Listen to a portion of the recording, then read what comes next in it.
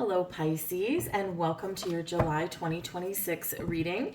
This is for all Pisces, Sun, Moon, and Rising signs. We're going to have a quick look at some very big astrological influences this month, and then we'll pull cards and see what they have to say for you. So this month we do have retrogrades. Okay, we've got Mercury retrograde until the 23rd. We'll have a shadow period after that. So pretty much all of July will be under the influence of that Mercury retrograde. Your chart ruler Neptune is, thank you, turning retrograde on July 7th, so 7/7, and all the way up until December 12th, 12/12.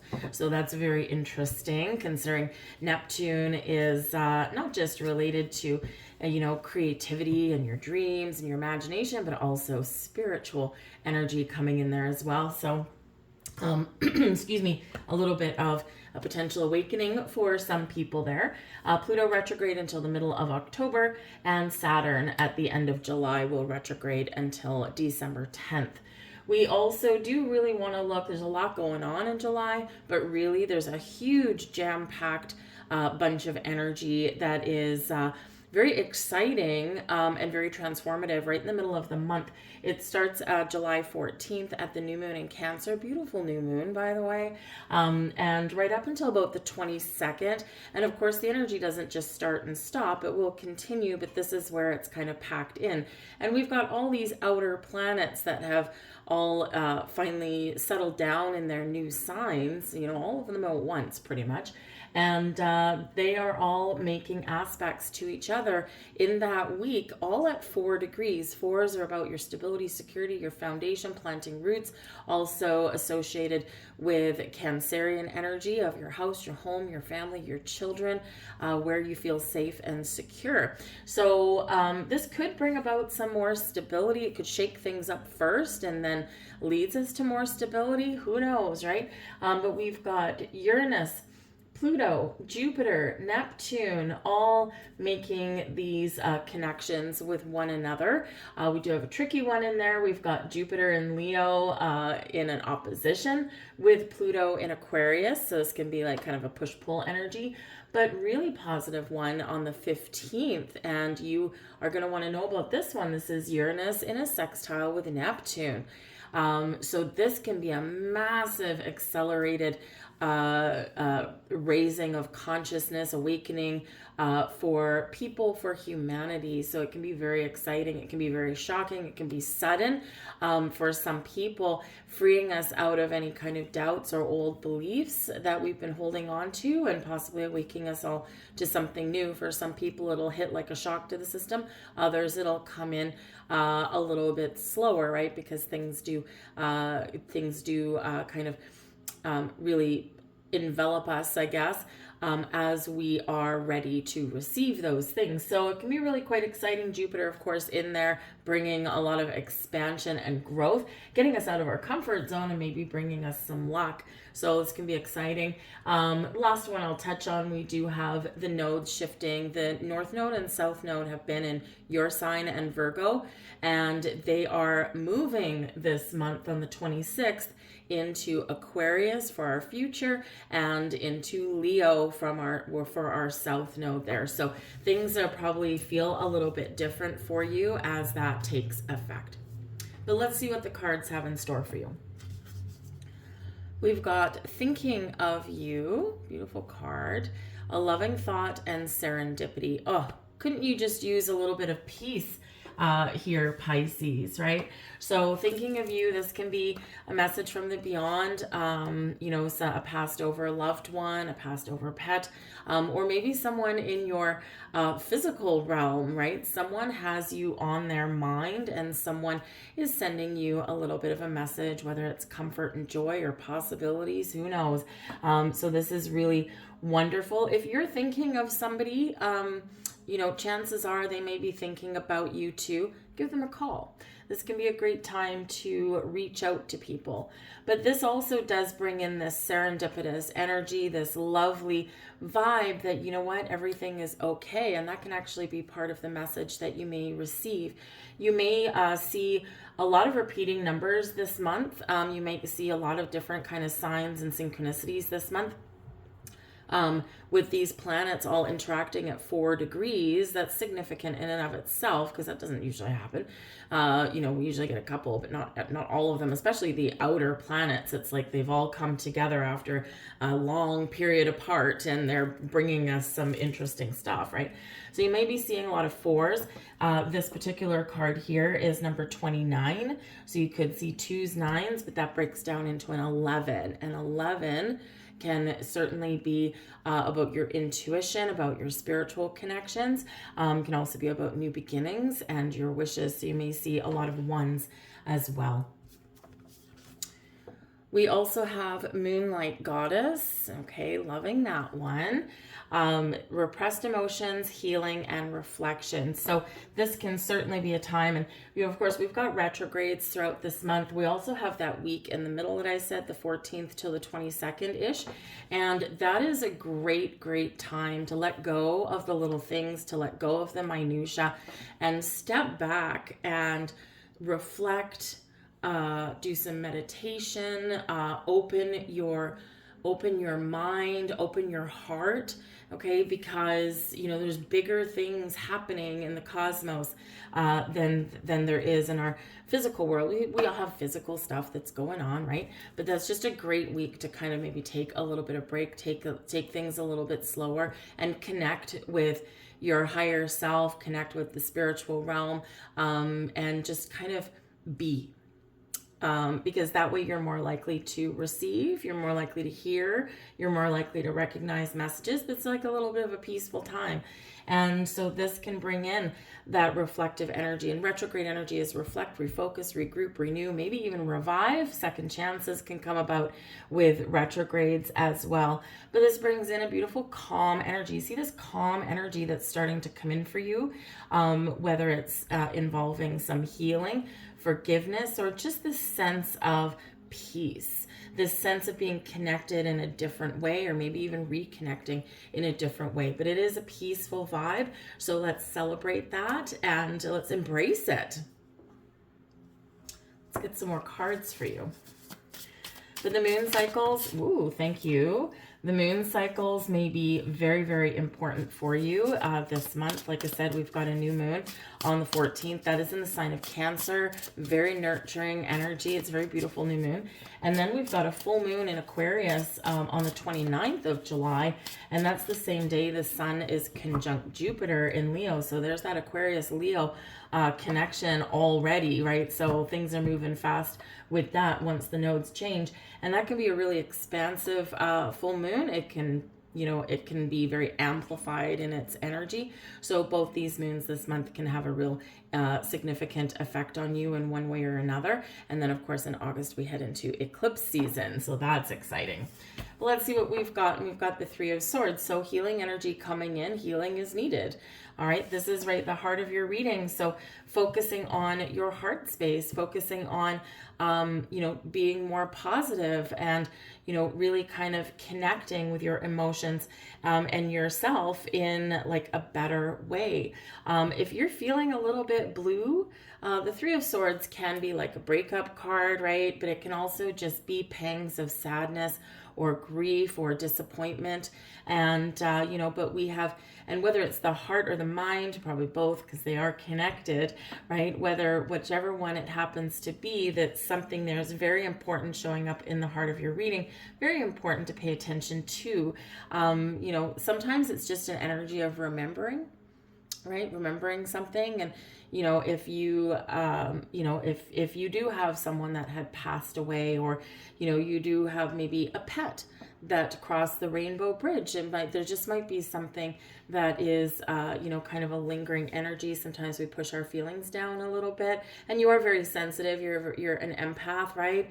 And, so this is just a reminder that, focus on healing, focus on processing emotions, no matter how big, no matter how small, right? And that will be how we, move forward. Okay. So this can also represent that there may be something in your month ahead where there will be some sort of disconnection, disappointment, or perhaps even a breakup. But it's probably not unexpected. It may be something that you've been toying with for a while. You've really been thinking about it for a while, and this can be the month where it happens. A lot of big energy this month, a lot of transformative energy this month, okay? And we can solidify our bonds, we can bring in new things, but it can also be a month where we do finally let some things go, all right? Crossing you is the Lovers. Okay, so now this can be, this can be a couple of different kind of messages here with that Lovers crossing. It can be that there may be some partnerships that are opening up for you. But first, we need to open our heart and get ready. So you may be in a situation where, where you've had previous heartbreak, but your heart has been a little bit closed off, and the Lovers card says there are new connections coming in here. So we want you to heal that broken heart of yours and open it and trust and be ready to welcome in new friends, new confidants, new connections, new love perhaps there as well. This also shows that there can be a strong partnership here, and even though there may be a bump in the road with that Three of Swords, the choice is yours. Can I fix it? Can I heal it? Or is it time to walk away? The Lovers card can really be about you connecting with your higher self as well, connecting with spirit. This can, and this can just say that there are, messages coming in, but the Three of Swords here, your heart's not quite open, right? So we need to kind of do that reflection and do that meditation and welcoming that healing energy so that we can really connect on a better plane, on a different level. I will say that we've got the Queen of Cups at the back of the deck. Queen of Cups is a beautiful energy of spiritual connection and growth, very calm energy, being connected with your emotions in a positive way. There is love in the air with the Queen of Cups, whether it's love of self or whether it's love of another. There's forgiveness and healing within that Three of Cups energy as well. So connect with your emotions in a positive way, right? And this can really be freeing for you. So again, with that Lovers card showing up right there, that choice is yours, right? And so whether it's a connection with spirit, a connection with people, reconnecting with people, again, with retrogrades, people or situations or opportunities can come back around. And, if it's people, this is very much your choice. Do I welcome people back in, or do I say no? If it's an opportunity, right? Is this the perfect job for me? Is this the perfect partnership, right? Because Lovers is about partnerships, and we can partner up with companies, with bosses, with fellow employees, right? And so, but again, the choice is yours. Matters of the heart.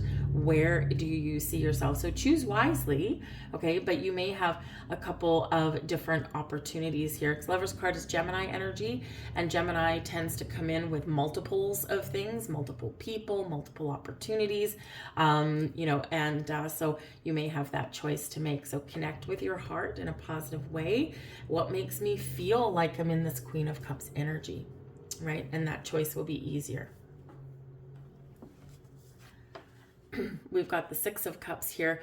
So the Six of Cups, number one, is a really positive card. This is in your mind. This is your consciousness.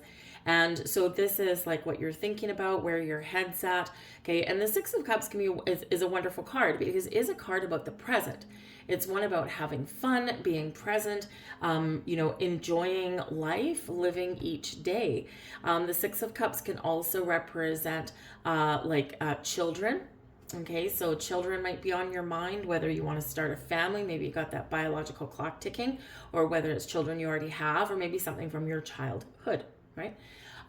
With that Six of Cups can also be about having fun, and it can also represent that maybe someone there may be like a sweet gesture going on somewhere. So you might help someone in some way, but they may also help you.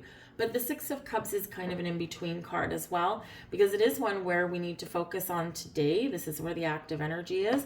We reflect upon our past, and we need to be careful with that sometimes, because we need to see the past for exactly as it was, and the past that brought us where we are today. And then we look to the future. Where do I want to go? Right? So, but in the meantime, we're here, we're present, we're engaged with life, right? But we're also kind of in that in-between mode. And, you know, what have I done in the past? What do I want to do better or different in the future? And we're making those decisions. But the Six of Cups can also be a return card. Now, in the upright, a return is probably something that is pleasant for you in this energy. It's not a negative return, okay? So it can be positive in the fact that maybe you bump into somebody that you used to date or something, or that you used to know, and maybe you just don't have any feelings anymore, and that can be a huge signal that you've healed completely, and it's like, oh, aha, right? But this can be bumping into an old friend, reconnection, an old business colleague, right? Maybe they've opened their own business and they're looking for someone like you. You know, whether it's an opportunity that may come back from the past, because in our reflective state there, we can be like, you know, I used to have a dream, I used to have a goal, and it was all these many years ago, and I let people tell me that I couldn't do it. And so you might be reviving something here that makes you feel alive, whether it's a hobby, a career dream. You are never too old to change careers if that's what you're thinking about there, because, you know, you want to do something you love, right? You're not, with that Three of Swords, there's something here, some compartment of you that isn't happy, right? That's not fulfilled in the way that you want to be. So, you know, don't be afraid of reviving something, bringing something back from your past that used to make you feel happy and fulfilled and alive and free even as well. There's an energy of freedom this month for us all. So it can be really beautiful energy. We just don't want to get lost too much in the past or live too far in the future. Engage with today. We've got the Justice card. Lovely. Now the Justice card, okay, so the Justice card here is Libran energy, okay, but the Justice card can represent legal situations, right, quite literally. And with the Three of Swords right here, the Justice card is like the energy that has been around you. It's on its way out, so it's like the past. It might be a little bit longer in the past, okay, but there's something that's already transpired that's related to that card, and that can certainly be partnerships, contracts, legal situations, decisions, right? Also, finding out the truth, that kind of thing. Libran energy, very much about relationships and partnerships of all kinds. Now, if there's been a situation in your life where there's been injustices done, justice is served, with that Three of Swords and the Lovers card, some of you are perhaps working through a divorce, okay? Let's face it, that's, kind of what's there. And so until that's resolved, you can't fully heal, all right? But with this Justice card, there's been negotiations and things that have already gone on, and now maybe you're just waiting for this news, but trust in the Justice card there, because things will be resolved in a matter-of-fact, fair, balanced way, right? You're not getting more than you deserve, but you're not getting less either, and at least it's a resolution, all right? If you are going through, through a divorce, maybe even trying to do it on your own, there could be, there could be a connection there, like a better lawyer or mediator that can maybe help you, okay? But the Justice card is all about you making decisions as well. So we've got a bit of a theme here for you, Pisces. Justice card, I've looked at both sides of the story. I'm looking at both options, right? And I'm weighing up everything. I'm seeing the truth behind everything, and that allows me to make a better decision. So choices with the Lovers and decisions with the Justice card, but you are seeing things clearly with this energy, right? So, so I do feel that maybe some of you have made some decisions about partnerships or about business connections, or maybe even about family, where you're at in your life, and you're kind of trying to make things a little bit better here with this energy. But Justice card is a beautiful card in and of itself. It is in the upright, so it's really positive, okay? And it might just be that you're a little bit of a crossroads with your heart space here some way. by the end of the month, look at that. We have accelerated here. By the end of the month, we've got the Eight of Wands. This is where you're going to be. Eight of Wands, a wonderful card. It can be some really good news, positive communication, and accelerating forward. This is the Eight of Wands. You could get some really good news, and this helps you move past a hurdle. So move past this Three of Wands. You could also have a sense of freedom. Whatever has been bogging you down, you have set yourself free. What a wonderful energy. But the Eight of Wands is very much tied with manifestation, with getting news associated with your goals and your dreams. It is a very busy energy as well, so you might have a lot on the go. It is electrifying energy. It's like a spark, a buzz in the air. It's not a bad thing, okay? But it's also about propelling forward. Some of you may also be traveling, because that Eight of Wands can be about travel, but everything gets easier with that Eight of Wands because we're just flying over any kind of issues or challenges that we've got. So it's super positive in its energy. But the eights are about your infinite potential, abundance, and also being flexible and adaptable can be your key to moving forward and your key to success. So super exciting energy coming in there for you, but I do feel here that there is a little bit of a transformation. And we've got the Knight of Swords. This is beneath you. I should have actually picked that up a little while ago. But anyway, the Knight of Swords, it's not a bad energy to be in your subconscious. This is your emotions, your subconscious. This is also what can be propping you up for the month ahead. And the Knight of Swords, it's like quick decisions, right? Acting fast. We're getting news. Maybe you're expecting some news here with this Knight of Swords. And a sword, the swords we can use as communication, as truth, right? The sword is where he's holding that up, and Justice, she is holding that sword up as well. So that can be a little bit of a victory, right? We hold our swords high when we've got a victorious moment to celebrate, right? But we can use those swords to cut ties, right? Remove things out of our lives that just don't work for us anymore. Okay, so it's going to be really exciting. This can represent that, yes, you are expecting some news to come in, and this will set you free. The Knight of Swords is very quick moving energy. So if you've been stuck, then things may feel like they're accelerating. We already said that with the nodes moving out of your sign. This can be, where you do feel a little bit of change in the air. With the Knight of Swords, though, just be a little bit careful of being a little too impulsive, because sometimes that can come in there with that. But if you do get news or an opportunity, you may need to actually act quickly. If there's contracts involved, we've got the Justice card here.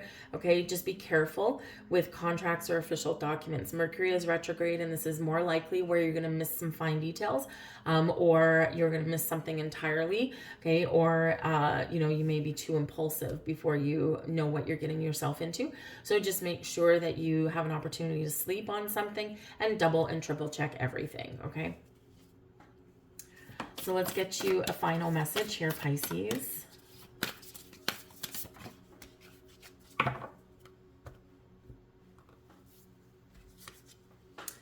And we've got nourish.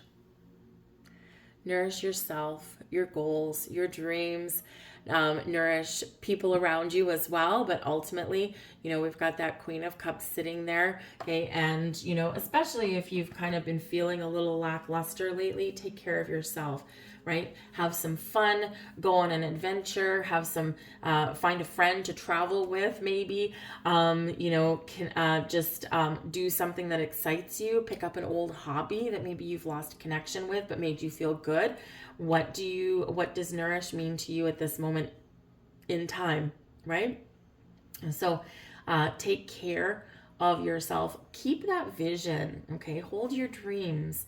Nourish your connection with spirit as well. It's going to be a super positive month for you to do that also, all right? I'll leave that there for you, Pisces. I hope you enjoyed your reading. If so, please do like, share, and subscribe. I hope you have an absolutely fantastic month ahead of you, and I'll see you guys next time. Bye.